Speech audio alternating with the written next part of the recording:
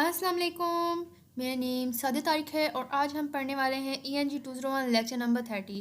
उम्मीद करती हूँ तमाम स्टूडेंट्स बिल्कुल खैरियत से होंगे। जैसे कि आज के टॉपिक से ही आपको पता चल रहा है कि इंस्ट्रक्शंस के बारे में आज हम फर्दर डिटेल से पढ़ने वाले हैं कि इंस्ट्रक्शंस अगर किसी को की जाती हैं तो उनमें क्या बातें होती हैं, किस तरह से हम इंस्ट्रक्शंस अगर ख़ुद भी करते हैं किसी को तो हदायत करना, किसी को हदायत अगर हम खुद भी किसी को करते हैं, इंस्ट्रक्शंस किसी को देते हैं तो वो किस तरह से की जा सकती हैं और कौन सी बातें हम उन पॉइंट्स को देख सकते हैं और रख सकते हैं, ठीक है, जो हमारी नॉर्मल लाइफ में भी अप्लाई हो सकती हैं। तो लेक्चर स्टार्ट करने से पहले मैं आपसे यही कहूँगी कि अगर आप चैनल पर न्यू हैं तो चैनल को सब्सक्राइब ज़रूर कीजिएगा और अपने फ्रेंड्स के साथ लाजमी शेयर कीजिएगा।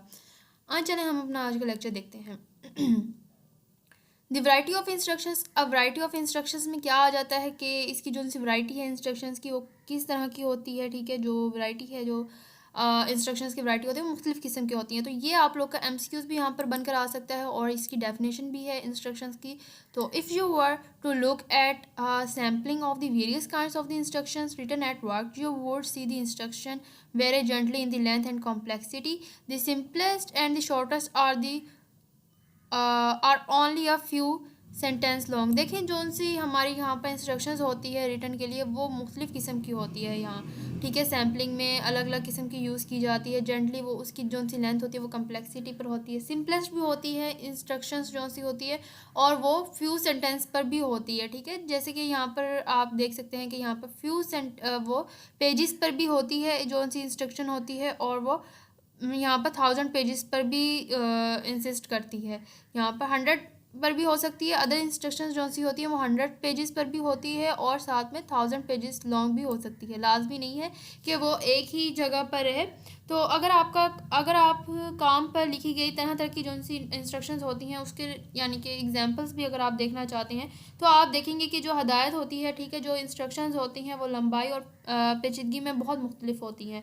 सबसे आसान और कलील तरीन सिर्फ चंद जुमले तवील हैं, ठीक है, और यानी कि कुछ जुमले ही होते हैं जो तवील होते हैं। उसके बाद जो इंस्ट्रक्शंस में यहाँ पर पॉइंट्स आ जाते हैं, उसके 3 पॉइंट्स बहुत इंपॉर्टेंट होते हैं। जो 3 पॉइंट्स हैं जो हमें याद रखने चाहिए, जो इंस्ट्रक्शंस के 3 पॉइंट्स होते हैं वो अब कौन से होते हैं। तो सबसे पहला पॉइंट क्या है कि instructions shape attitude of the readers. जो सी इंस्ट्रक्शंस की शेप होती है वो एटीट्यूड होता है रीडर्स का, ठीक है। जो सी हदायत होती है, हमारी इंस्ट्रक्शंस होती है वो एक किस्म की शेप होती है, एटीट्यूड होता है रीडर्स का, ठीक है। Good visual design is essential. उनकी जो सी अच्छी जो से डिज़ाइन होते हैं, विजुअल डिज़ाइन होते हैं वो ज़रूरी हैं। उसके बाद testing of the instructions is often in dispensable. तो जो हदायत होती है वो जो यहाँ पर आप कह लें कि टेस्ट कर रहा है वो अक्सर नागुज़ीर होती है, इंडिस्पेंसेबल होती है। उसके बाद जो इंस्ट्रक्शंस होती हैं वो shape attitudes of the readers. Instructions shape attitudes of the readers यहाँ पर जो आ जाती हैं, यहाँ पर इंस्ट्रक्शंस आ जाती हैं जो हमारे रीडर्स की, ठीक है। उसके जो उनका तर्ज रवैया होता है, उनका जो एटीट्यूड होता है, आप रवैया उनको कह सकते हैं, तो वो क्या होता है। All the communication you write at work have a double M. देखें आप जो भी काम करते हैं, आप काम पर जो भी आप कम्युनिकेट करते हैं वो यानी कि उसके 2 मकसद होते हैं, डबल एम होते हैं। आप कोई भी कम्युनिकेशन में अगर आप काम कर रहे हैं तो उसका जो एम है वो डबल होता है। वो किस तरह से अब डबल होता है, टू हेल्प योर रीडर्स। आप सबसे पहले तो उनकी हेल्प करते हैं रीडर्स की। परफॉर्म सम टास्क, आप टास्क को परफॉर्म करते हैं। अफेक्ट योर रीडर्स, ताकि आपके जो से रीडर्स हैं वो अफेक्ट हो, उनका एटीट्यूड अफेक्ट हो इन सम वे, एक वे में।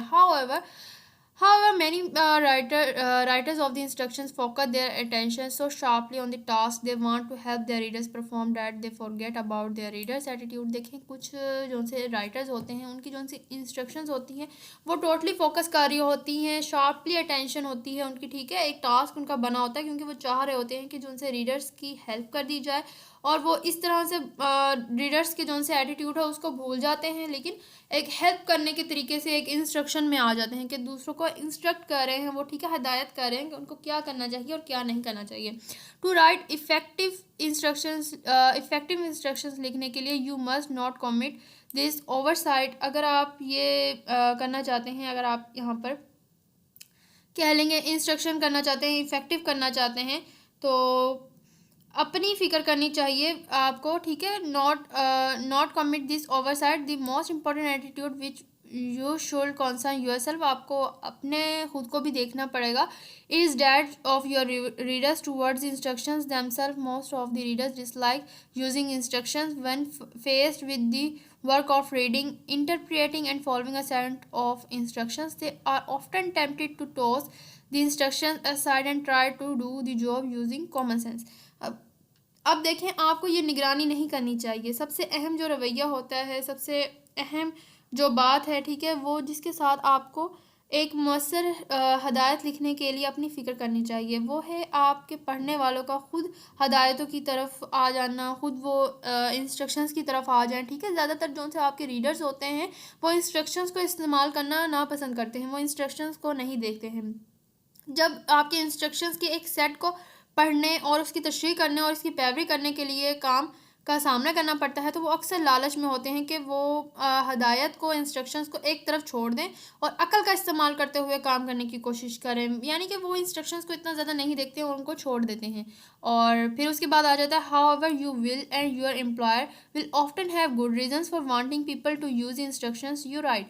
अब देखें कि इन वजूहात की, इन आप कह सकते हैं रीजंस की बना पर अक्सर आपके लिए जो होता है, अक्सर आपके लिए अपने रीडर्स को राज़ी करना बहुत ज़रूरी होता है कि वो आपकी इंस्ट्रक्शंस को इस्तेमाल करें। मे बी यहाँ पर आप देखें कि यहाँ पर बहुत ज़्यादा इसकी यहाँ पर वो चाह रहा है कि आपकी एक तो आपकी इंस्ट्रक्शन को इस्तेमाल करें, एक तो सबसे पहले आपकी ये रीज़न भी बन जाती है। और यहाँ पर आप देखें कि आप और आपके जो उनसे यहाँ पर अजर के पास अक्सर लोगों से ख्वाहिश की अच्छी वजूहात हो सकती है कि आप अपनी लिखी गई हिदायत को लोगों को इस्तेमाल करें। उसके बाद may be the job you are the describing is dangerous if it is not done a certain way, or maybe the product or equipment involved can be damaged. Maybe you know that failure to follow the instructions will lead many readers to an unsatisfactory outcome, which they might then blame on your employer. अब देखें कि आपने जो लिखा है, अब आपने एक हदायत लिखी है जो लोगों को इस्तेमाल करें, ठीक है, जो लोग इस्तेमाल करें।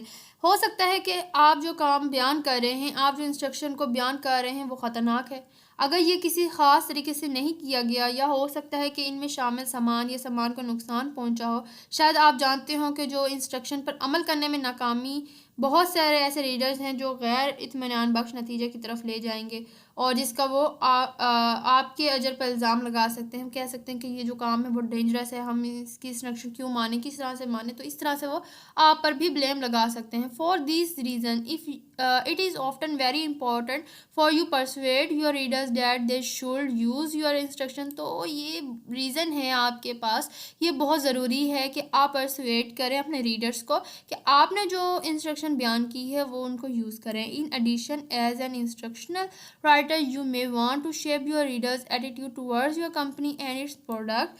देखिए, इसके अलावा एक इंस्ट्रक्शनल जो राइटर होता है यहाँ पर, ठीक है, उसकी हैसियत से आप अपनी कंपनी और उसकी जो यहाँ पर मसनूआत के बारे में अपने रीडर्स को रवैयों की तश्कील करना चाहते हो। अगर आपके जो से रीडर्स हैं महसूस करते हैं कि वो यहाँ पर जो आपका रिलायबल प्रोडक्ट है, ठीक है, रिलायबल कंपनी है, तो काबिल एतमाद है आपकी ये कि कंपनी इसकी पूरी तरह से हमायत करती है, अच्छी हदायत समेत की पूरी हमायत करती है, तो आपके जो से यहाँ पर प्रोडक्ट है, अजर है, या दूसरों मसनूआत ख़रीदने और दूसरे लोगों को इनकी मसनूआत सिफारिश करने का ज़्यादा इम्कान रखते हैं। तो आप अगर उनको यकीन दिला दें कि आपकी कंपनी जो है वो अच्छी है, ठीक है, सारा कुछ यहाँ पर काबिल एतमाद है, तो ही आप अपने रीडर्स को परसुएड कर सकते हैं, उनको कायल कर सकते हैं अपनी इंस्ट्रक्शंस की तरह। उसके बाद good visual design in essential. अब गुड विजुअल डिज़ाइन जो है वो कैसे ज़रूरी है टू क्रिएट दी इंस्ट्रक्शंस। जब आप क्रिएट करते हैं इंस्ट्रक्शंस को, डेट हेल्प योर रीडर्स, तो वो हेल्प करती है रीडर्स को, and also shape there attitudes, और एटीट्यूड को शेप करती है इन दी वे यू वांट, उस वे में जो आप चाहते हैं। You must pay special attention to the instructions, आपको जो है मस्ट पे करनी होगी एक स्पेशल अटेंशन अपनी इंस्ट्रक्शंस में। और उससे क्या होगा, दिस इंक्लूड विजुअल डिज़ाइन, इससे आप एक इंक्लूड करते हैं विजुअल डिज़ाइन को, including both page design and the design of the drawing, charts, flow diagram. तो अब आप एक विजुअल डिज़ाइन किस तरह से दे रहे हैं और वो किस तरह से ज़रूरी है। देखिए, अगर आप वहाँ पर चार्ट बना दें, फ्लो डायग्राम्स बना दें, ठीक है, ड्राइंग कर दें, डिज़ाइनिंग कर दें, उससे देखने वाले को क्या होगा, एक अट्रैक्शन आएगी और वो देखेगा तो आपकी तरफ अट्रैक्ट होगा, उनको एक इंस्ट्रक्शन की एक क्या है यहाँ पर शेप मिल जाएगी उनके एटीट्यूड को। जैसे कि फॉर एग्जांपल आप कहीं पे जाते भी हैं, जब आपको कहीं कोई पिक्चर बनी नज़र आती है तो वो पिक्चर आपके जहन में आपको अच्छी लगती है और आपके जहन में काफ़ी टाइम तक रह भी जाती है, माइंड में रह जाती है कि ये पिक्चर आपने देखी थी और किस तरह से की थी, तो वो बहुत ज़्यादा अट्रैक्शन होती है एक किस्म की सामने वाले कस्टमर्स को, सामने वाले रीडर्स को अपनी तरफ मतवज्जा करने की, तो परसुएट करने के लिए ये ज़रूरी है। तो पेज डिज़ाइन, अब पेज डिज़ाइन करना क्यों ज़रूरी है? अब in instruction you need to have a good page design for several important reasons. देखें अब बहुत सारी ऐसी रीजंस बनती हैं जिसमें पेज डिज़ाइन करना बहुत अच्छा है, ठीक है। अगर आप पेज डिज़ाइन करते हैं, first readers almost invariably use instruction by alternating between reading and acting.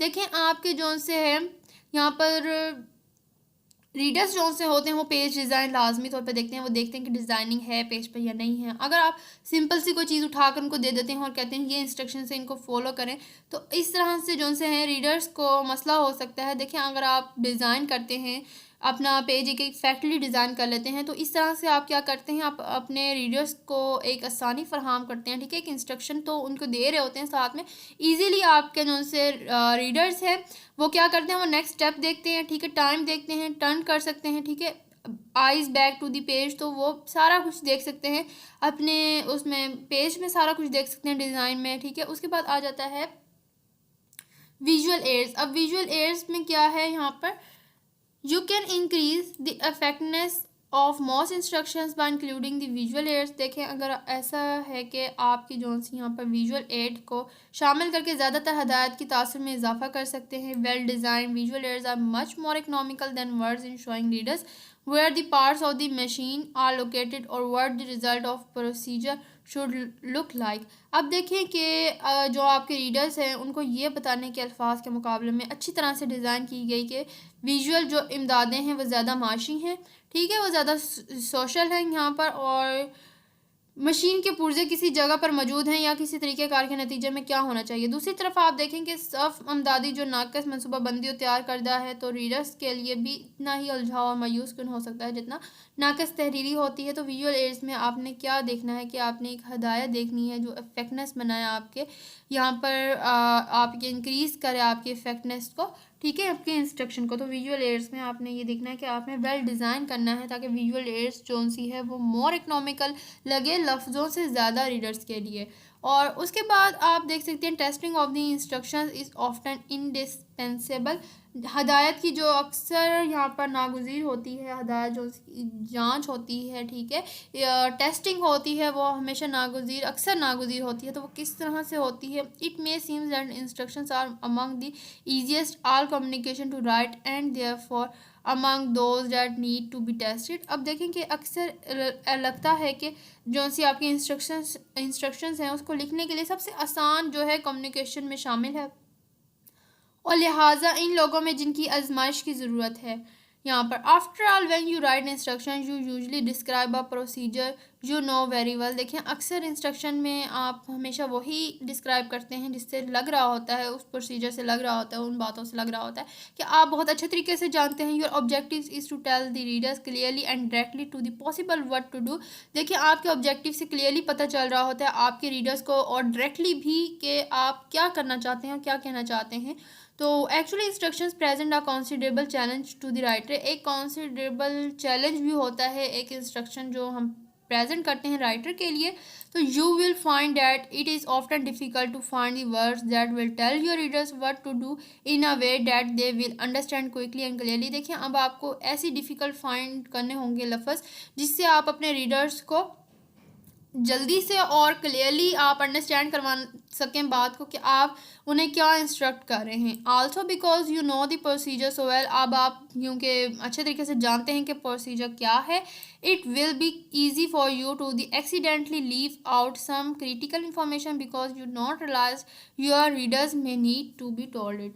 अब देखिए कि आपके रीडर्स अक्सर ऐसे होते हैं कि उनको आपको पता है कि आपके रीडर्स को क्या चाहिए लेकिन वो नहीं बताते हैं, ज़रूरत नहीं पड़ती है उनको बताने की, लेकिन आप फिर भी उनको एक क्रिटिकल इन्फॉर्मेशन इस तरह से उनको देते हैं कि उनको रियलाइज़ भी हो जाए कि उन्होंने नहीं भी बताया तो भी आपको पता चल गई है, उनकी मुश्किल का पता चल गया है, क्योंकि आपका जो तरीक़ाकार होता है वो बखूबी जानते हैं। इतना आसान होगा कि आप गलती से कुछ ऐसी मालूमात छोड़ दें, ऐसी इंस्ट्रक्शंस छोड़ दें, क्योंकि आपको ये एहसास नहीं है कि आपका जो से रीडर्स को ये बताने की ज़रूरत पड़ सकती है। और उसके बाद the consequences of even relatively small slips in the writing, even only a few directions in a set of instructions can be very great. अच्छा, यहाँ पर मैं आपको इसलिए ये पूरा करवा रही हूँ ताकि आपका कॉन्सेप्ट क्लियर हो सके, बाकी इतना ज़्यादा याद नहीं करना है, सिर्फ कॉन्सेप्ट को क्लियर करना है आपने। तो उसके बाद देखेंगे जो सी छोटी छोटी चीज़ें होती हैं यहाँ पर, ठीक है।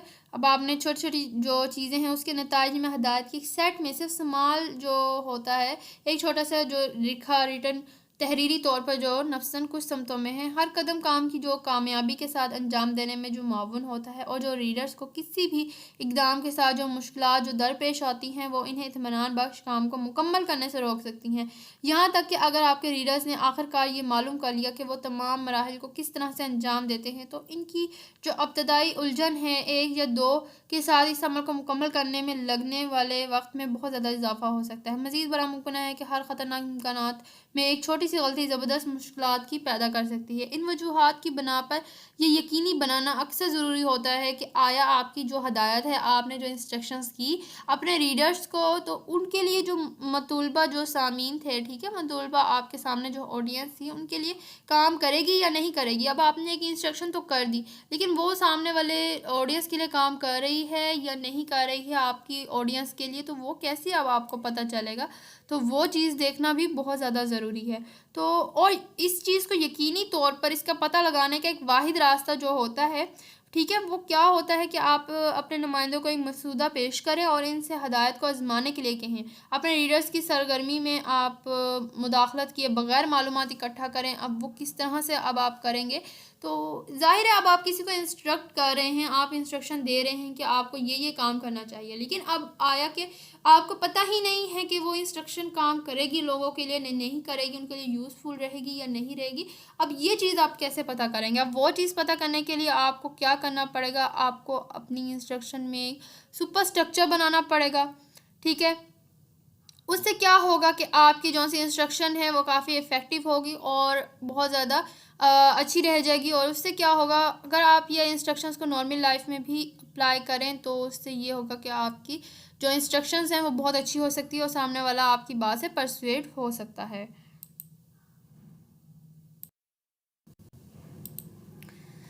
उसके बाद हम आ जाते हैं इंस्ट्रक्शंस की तरफ, यहाँ पर इंस्ट्रक्शन की सुपर स्ट्रक्चर की तरफ। तो सुपर स्ट्रक्चर में जो आ जाते हैं पॉइंट्स आ जाते हैं, वो 5 पॉइंट्स आ जाएंगे। सबसे पहले तो उसका इंट्रोडक्शन आ जाएगा, हमें क्या किस तरह से इंट्रोडक्शन देना है, ठीक है। फिर डिस्क्रिप्शन उसकी आ जाएगी, फिर थ्योरी ऑफ द ऑपरेशन आ जाएगा, फिर लिस्ट ऑफ मटेरियल इक्विपमेंट आ जाएंगी, वहाँ पर गाइड टू ट्रबल शूटिंग आ जाएगी। तो ये सारी बातें हम आज के लेक्चर में डिस्कस करेंगे। The simplest instructions content only directions. देखें जो सिंपल इंस्ट्रक्शंस होती हैं वो सिर्फ डायरेक्शंस को ही कंटेन करती हैं, वो यहाँ पर इसका बताती हैं। जो हमारे यहाँ पर हदायत हैं उसमें शामिल होती हैं directions. The most complex instructions contain same और ऑल ऑफ अदर 5 एलिमेंट्स। तो जो हमारी कॉम्प्लेक्स इंस्ट्रक्शंस होती हैं वो कंटेन करती हैं 5 एलिमेंट्स को कंटेन करती हैं, जो कि ये 5 एलिमेंट्स यहाँ पर आपको शो कर दी गई हैं। This section depending upon the aim of the writing and needs of the reader. जो एम बताती है राइटर का डिपेंड होता है जिसमें, और नीड्स बताती है रीडर्स की। तो उसके बाद हम आ जाते हैं जो यहाँ पर एग्जांपल्स के तौर पर, यहाँ पर सब्जेक्ट आ जाएगा हमारा सबसे पहले इंस्ट्रक्शन में, फिर उसके बाद एम आ जाएगा, फिर इंटेंडेड रीडर आ जाएगा। जो इंटेंडेड होगी यहाँ पर, जो यहाँ पर मकसूद होगा, ठीक है, तो रीडर का, और स्कोप आ जाएगा वहाँ पर, ऑर्गेनाइजेशन आ जाएगी, यूजेज आ जाएगी यहाँ पर, इस्तेमाल जिसके आप कह सकते हैं, मोटिवेशन आ जाएगी जिस पर आप मोटिवेट कर सकते हैं अपने रीडर्स को, बैकग्राउंड आ जाएगा, उसका बैकग्राउंड आ जाएगा, पस मंज़र आ जाएगा उसका, ठीक है, डायरेक्शंस आ जाएंगे, तो हदायत आ जाएंगी वहाँ पर। सबसे पहले तो हम जो डिस्कस करेंगे वो सब्जेक्ट को करेंगे। अब सब्जेक्ट क्या है यहाँ पर, जो सब्जेक्ट है, जैसे कि writers usually announce the subject of the instruction in the first sentence. देखें जो से राइटर्स होते हैं वो अपना सब्जेक्ट जो है वो स्टार्ट में ही, अपनी इंस्ट्रक्शन के स्टार्ट में पहले जुमले में ही बता देते हैं कि उनका सब्जेक्ट क्या है और वो किस बारे में बताने वाले हैं। Here is the first sentence from the operating manual of the 10 tone machine used at the end of the assembly lines that the make automobile and the truck tires. This manual tells you how to operate the tire uniformity optimizer.